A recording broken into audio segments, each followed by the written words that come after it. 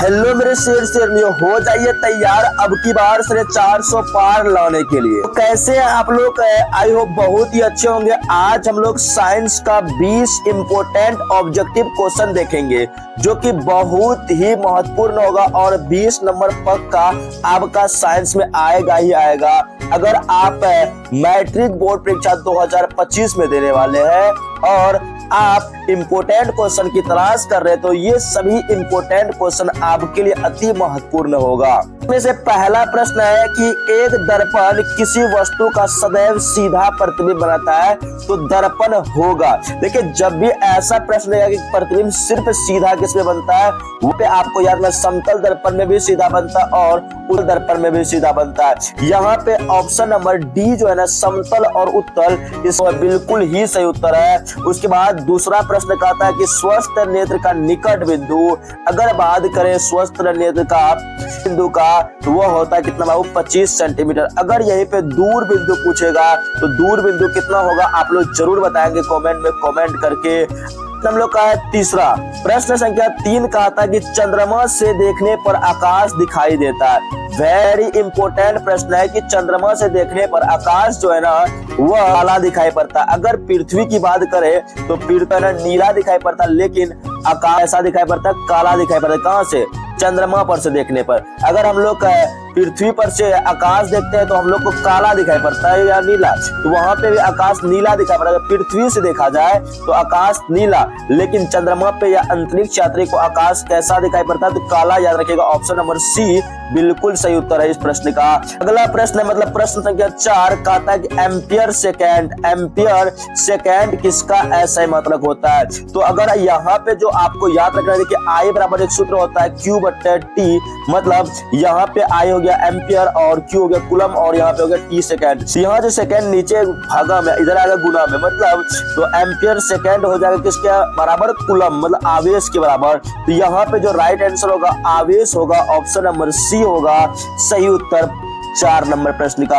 अगला प्रश्न है 5 नंबर, हीटर का तार बना होता है। देखिए, हीटर में जो तार होता है वो नाइक्रोम का तार होता है। याद रखिएगा, ऑप्शन नंबर बी सही उत्तर होगा। हीटर का तार कैसा होगा? नाइक्रोम का। अगला प्रश्न है 6 नंबर का था कि 120 वोल्ट और 100 वाट बल्ब के फिलामेंट का प्रतिरोध बोले तो रेजिस्टेंस R निकाला। R मतलब प्रतिरोध का सूत्र होता है V² बट्टे में P। यहाँ पे जो हम लोग का V² मतलब है V कितना, 220 वोल्ट। 220 वोल्ट को मतलब 220 गुना 220 करेंगे बट्टे में 100 कर देंगे, तो डबल जीरो से डबल जीरो यहाँ पे कैंसिल आउट, 22 गुना 22 करेंगे तो आएगा आप लोगों का 484 ओम। ऑप्शन नंबर सी होगा इस प्रश्न का राइट आंसर। तो यहाँ तक आप लोगों को क्लियर हो गया। अगला प्रश्न संख्या हम लोग का 8 नंबर का था, Fe2O3 प्लस में 2Al जब अभिक्रिया करता है तो बनता है Al2O3 प्लस में 2Fe। तो ये कहता है कि किस प्रकार की अभिक्रिया है। अगर यहाँ पे ध्यान से देखा जाए, ये जो Fe था उसको एल्युमिनियम हटा करके उसका खुद स्थान ग्रहण किया है। इसका मतलब जब भी ऐसा कंडीशन होता है तो आप लोगों को बताया था ये जो होता है ना प्रतिस्थापन या फिर विस्थापन अभिक्रिया में सिर्फ हो सकता है। तो ऑप्शन डी जो है ना राइट आंसर होगा इसका। अगला प्रश्न हम लोग का है प्रश्न संख्या 9 कहता है कि रासायनिक अभिक्रिया के फलस्वरूप बनने वाले पदार्थ क्या कहलाते हैं। देखिए, अगर कोई पदार्थ है A प्लस B जब भाग लेता है तो वो बनता है C प्लस D। तो रासायनिक अभिक्रिया में भाग लेने वाले को कहते हैं अभिकारक और उसके उपरांत जो बनेगा इधर उसको कहते हैं प्रतिफल या उत्पाद। यहाँ पे कह सकते हैं ऑप्शन नंबर सही है हम लोग का राइट आंसर, ठीक है ना। अगला प्रश्न है 10 नंबर का है कि एसिटिक एसिड में क्रियात्मक समूह। देखिए, एसिटिक एसिड मतलब बोले तो अम्ल का क्रियाशील मूलक होता है बॉन्ड COOH। इसका मतलब ऑप्शन नंबर डी यहाँ पे राइट आंसर होगा, ऑप्शन नंबर डी। आगे की ओर चलते हैं, लेड नाइट्रेट का रासायनिक सूत्र क्या होता है। देखिए, बात करें लेड नाइट्रेट का PbNO3O2 होता है, PbNO3O2 होता है लेड नाइट्रेट का रासायनिक सूत्र। यहाँ पे ऑप्शन नंबर बी जो है ना इसका राइट आंसर होगा। प्रश्न है 12 नंबर का आता है कि 1 विलियन में हाइड्रोक्साइड आयन का सांद्रण 1 × 10⁻⁻12 मोल पर लीटर है इस विलयन का पीएच मान। देखिए यहाँ पे 10 गुना 1 गुना 10 के पावर कितना है -12, तो इसका जो पीएच मान होगा देखिए यहाँ पे 2 होगा, यहाँ पे इसका पीएच मान कितना होगा 2 होगा। ऑप्शन नंबर ए जो है ना इसका राइट आंसर होगा। अगला प्रश्न है 13 नंबर का था कि पीतल है। देखिए पीतल की बात करें वह मिश्र धातु है तांबा और जिंक का। किसका? तांबा और जिंक का क्या है? मिश्र धातु है पीतल। पीतल तांबा और जिंक का क्या है? मिश्र धातु है। ऑप्शन नंबर डी इसका राइट आंसर होगा। मस्तिष्क उत्तरदायी है। देखिए मस्तिष्क सोचने के लिए उत्तरदायी है, हृदय स्पंदन के लिए, शारीरिक संतुलन बनाने के लिए, इसका मतलब ये जो है ना सभी के लिए उत्तरदायी। ऑप्शन नंबर डी इसका राइट आंसर है।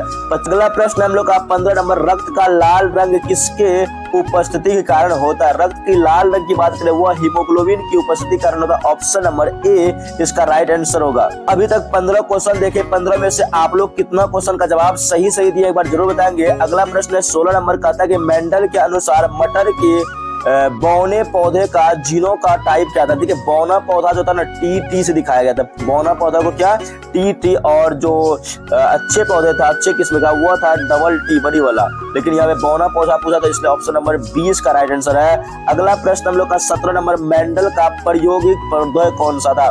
देखिए मेंडल ने जो अपने प्रयोग में पौधा लिया था वह जो था मटर का पौधा लिया था।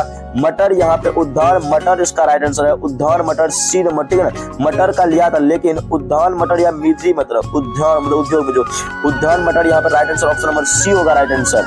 अगला प्रश्न हम लोग का 18 नंबर का आता है कि निम्न में से विटामिन का कौन सा जोड़ा जल में घुलनशील होता है? विटामिन का कौन सा? देखिए विटामिन सी और विटामिन बी जो है ना जल में घुलनशील होता है। ऑप्शन नंबर बी इसका राइट आंसर हो जाएगा। Option number B.